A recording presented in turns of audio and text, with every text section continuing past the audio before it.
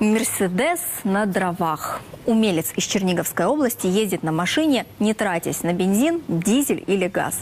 Диковинная машина работает не хуже обычной, а благодаря ее экономичности стала прибыльной пасека, на которую хозяин ездит каждый день. Журналисты сегодня прокатились с дымком.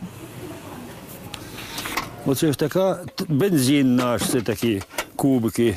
Ну, сухі дрова должны бути, це дубові. Ведро деревянных обрезков на 100 километров. Так Николай Наумчик заправляет свой «Мерседес» отходами из-под циркулярки. Я вирішив зробити газогенератор на дровах. 60, 70, 80 я йду. Бензин до який? Молоко ж гораздо дешевле, а бензин у 5 разів дорогий за молока. Щоб «Мерседес» заправити, 65 літрів бак. У мене пенсії не хватить. Топку умелец разместил в багажнике. Горящие дрова выделяют газ, и устройство подает его к двигателю.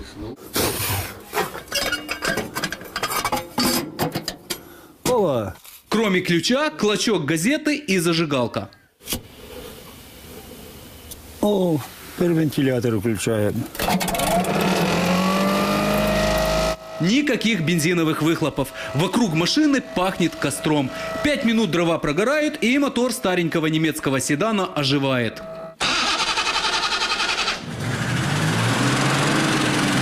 Машина народного умельца чинно выезжает на сельскую улицу. Немного газку, и «Мерседес» резво бежит по шоссе. Внешне от других и не отличишь. Разве что труба из багажника, и через 40 минут работы дозаправка дровами.